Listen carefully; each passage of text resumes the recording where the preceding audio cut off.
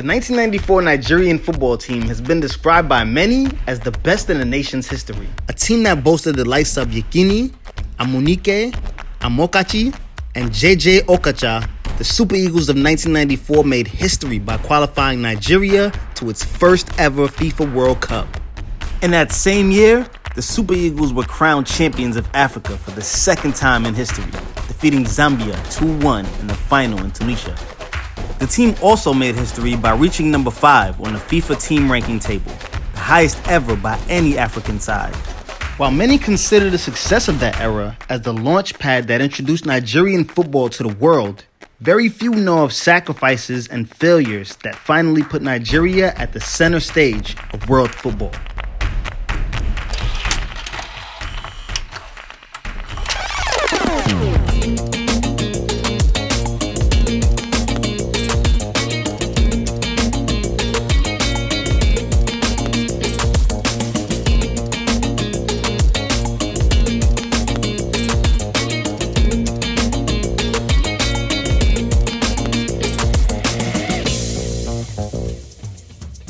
After becoming champions of Africa for the first time in 1980, there was pressure on the Green Eagles to make their first appearance at the FIFA Men's World Cup.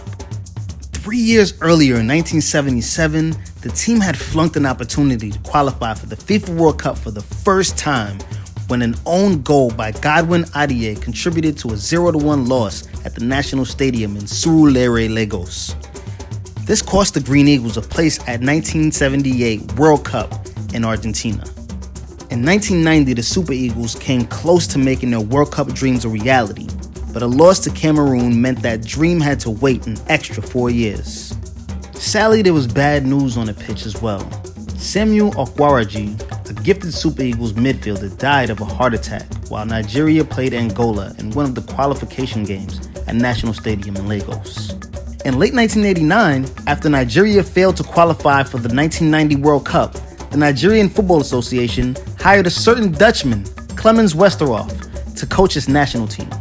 Westerhoff's first task was to rebuild the team. His effect was immediate, as Nigeria reached the final of the 1990 African Cup of Nations, where they lost 1-0 to the host nation, Algeria. In 1992, Nigeria began its quest to qualify for its first ever FIFA World Cup, which would be held in the United States 2 years later. Placed in a group with South Africa and Congo, Nigeria finished top of its group in the first round, winning 3 games and drawing 1, and did not concede a single goal in all 4 games.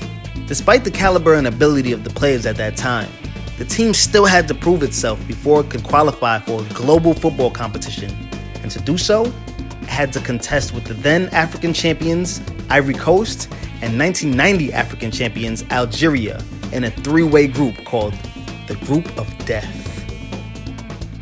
Although Algeria was already eliminated, they made it difficult for Nigeria and took the game seriously. Finidi George had fired Nigeria into a 1-0 lead in the 20th minute before Tasfaout eclipsed for Algeria in the 66th minute to set up a nail-biting and edge-of-the-seat finish to a crucial game. In the end, Nigeria scaled through and made history by making it to a FIFA World Cup competition for the first time in history. Nigeria entered the 1994 World Cup in Group D with Argentina, Bulgaria, and Greece. Despite losing 2-1 to Argentina, wins over Bulgaria and Greece allowed the Super Eagles to do the unthinkable and finish top of the group, advancing to the second round. The second round would be where the adventure would end though. Despite leading and having a one-man advantage against Italy in the second round, they lost 2-1. For an African side that came to the World Cup for the first time, reaching the second round was considered an achievement in its own. But because the Super Eagles had so many high standards, many fans at home in Nigeria didn't see their achievement as much of a success at the time. But history would judge the 1994 Nigerian national team well, as the team would forever be seen as a team that helped introduce Nigerian football to the world stage.